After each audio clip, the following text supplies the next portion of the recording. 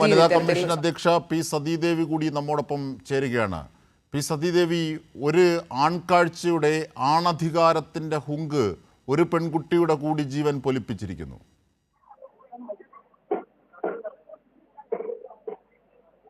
Hello. തീർച്ചയായും Shrimati P Sathidevi, ആണധികാരത്തിൻ്റെയും ഹുങ്കിൻ്റെയും ഒക്കെ കാഴ്ചകൾ ആ യുവാവിലൂടെ ഒരു പെൺകുട്ടിയെ കൂടി നമ്മെ വിട്ട് പിരിയുന്നതിലേക്ക് നയിച്ചിരിക്കുന്നു. ചോറ്റാനിക്കരയിലെ ആ അതിജീവിച്ചില്ല, അവൾ പോയി. ഏറെ വേദനാജനകമായിട്ടുള്ള വലിയ ആശങ്കയുണ്ടാക്കുന്ന വാർത്തയാണ് ഇപ്പോ കേൾക്കാൻ ഇടവന്നിട്ടുള്ളത്.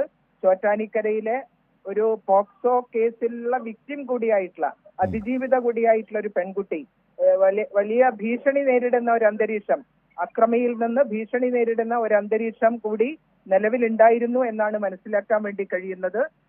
ഞാൻ മനസ്സിലാക്കുന്നത് അങ്ങനെ ഭീഷണിപ്പെടുത്തുന്ന എന്ന് പറഞ്ഞുകൊണ്ട് പോലീസിന് പരാതി നൽകിയിട്ടുണ്ടായിരുന്നു എന്നാണ്. തീർച്ചയായിട്ടും അത് സംബന്ധിച്ച് അന്വേഷണം വേണം.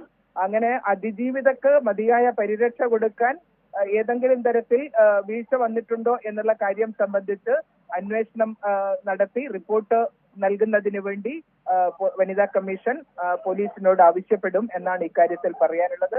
വളരെയേറെ ദുഃഖകരമായിട്ടുള്ള വാർത്തയാണ്, അതിലേറെ ആശങ്കയുണ്ടാക്കുന്ന വാർത്തയാണ്. പോക്സോ കേസുകളിൽ അതിജീവിതകളായിട്ടുള്ള പെൺകുട്ടികൾക്ക് മതിയായ പരിരക്ഷ കൊടുക്കാൻ പോലീസ് സംവിധാനവും അതുപോലെ തന്നെ പൊതുസമൂഹത്തിന്റെ തന്നെ ഇടപെടൽ ഉണ്ടാവേണ്ടതായിട്ടുണ്ട്. ഇത്തരത്തിലുള്ള കേസുകളിലുള്ള അതിജീവിതകൾക്ക് മതിയായിട്ടുള്ള ആത്മവിശ്വാസം പകർന്നു നൽകാനുള്ള ഒരു സാഹചര്യമാണ് സൃഷ്ടിക്കപ്പെടേണ്ടുന്നത്.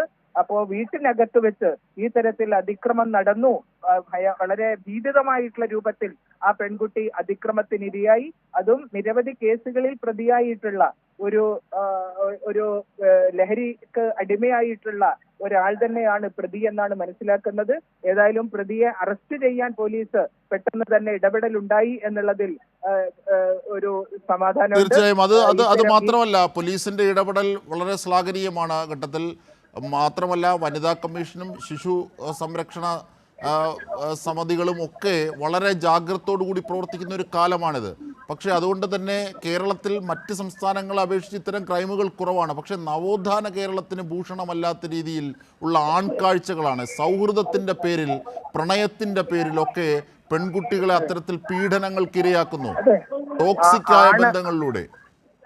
അതെ, ആണധികാര വാഴ്ചയുടെ ഇടപെടലിന്റെ ഭാഗമായിട്ടാണ് ഇത്തരത്തിൽ കൗമാരപ്രായത്തിൽ പെൺകുട്ടികൾ വലിയ രൂപത്തിൽ അതിന് വശംവദരായി പീഡനങ്ങൾക്കിരയാകുന്നത്. ഈ കാര്യം സംബന്ധിച്ച് പെൺകുട്ടികൾക്ക് ആവശ്യമായിട്ടുള്ള ബോധവൽക്കരണം, അതുപോലെ തന്നെ ഒരു സ്ത്രീ സൗഹൃദ അന്തരീക്ഷം ഉണ്ടാക്കേണ്ടതിനെ കുറിച്ച് പൊതുസമൂഹത്തെ തന്നെ വലിയ രൂപത്തിൽ ബോധവൽക്കരിക്കാനുള്ള പ്രവർത്തനങ്ങളാണ് വനിതാ കമ്മീഷൻ നടത്തുന്നത്.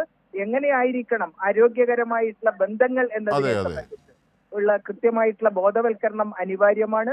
നമ്മുടെ പാഠ്യപദ്ധതിയുടെ ഭാഗമായിട്ട് തന്നെ ആരോഗ്യകരമായിട്ടുള്ള ബന്ധങ്ങളെ സംബന്ധിച്ചുള്ള വലിയ രൂപത്തിലുള്ള ബോധവൽക്കരണം നടത്തുന്നതിനുള്ള സംവിധാനം ഉണ്ടാവേണ്ടതായിട്ടുണ്ട്.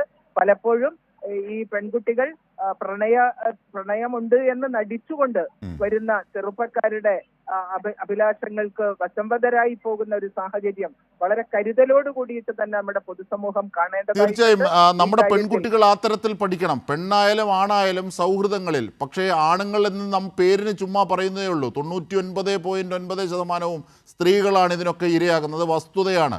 പുരുഷ കമ്മീഷനൊക്കെ വേണമെന്ന് പലരും പല ദിക്കുകളിലും അവകാശപ്പെടുന്നുണ്ടെങ്കിൽ പോലും ഏറ്റവും പ്രധാനപ്പെട്ട ഒരു വസ്തുത, പെൺകുട്ടികൾ പഠിക്കണം, അറിയണം, മനസ്സിലാക്കണം. ഈ പൊസസീവ്നെസ് എന്ന് പറഞ്ഞു കൊണ്ടുവരുന്നത് കെയറിങ് അല്ല, അത് അതിക്രമമാണ്. ശരീരത്തിലേക്കും മനസ്സിലേക്കും പീഡനങ്ങൾ ചൊരിയാൻ ഒരു സുഹൃത്തിനും അവകാശമില്ല എന്ന് അങ്ങനെ ബോധവൽക്കരിക്കണം നമ്മുടെ പെൺകുട്ടികളെ, അല്ലേ? തീർച്ചയായും ഏറ്റവും ശക്തമായിട്ടുള്ള സ്ത്രീ സുരക്ഷാ നിയമങ്ങൾ ഉള്ള നാട്ടിലാണ് നമ്മൾ ജീവിക്കുന്നത്. ആ സുരക്ഷിതത്വവും അതിന്റെ പരിരക്ഷയും ഉറപ്പുവരുത്താനുള്ള സംവിധാനങ്ങൾ ജാഗ്രതപ്പെടുത്താനാണ് വനിതാ കമ്മീഷന്റെ ഇടപെടൽ ഉണ്ടാവുന്നത്. അതുകൊണ്ട് പുരുഷ കമ്മീഷൻ കൊണ്ടുവരികയാണ് അതിന് പ്രതിവിധി എന്ന് പറയുകയല്ല വേണ്ടത്. സ്ത്രീകൾക്ക് ആവശ്യമായിട്ടുള്ള പരിരക്ഷ കൊടുക്കാനുള്ള നിയമ സംവിധാനങ്ങളുടെ കാര്യക്ഷമമായിട്ടുള്ള നടത്തിപ്പിന് വേണ്ടിയിട്ടാണ് പൊതുസമൂഹത്തിന്റെ ഇടപെടൽ ഉണ്ടാവേണ്ടത്. Thank you very much P Sathidevi.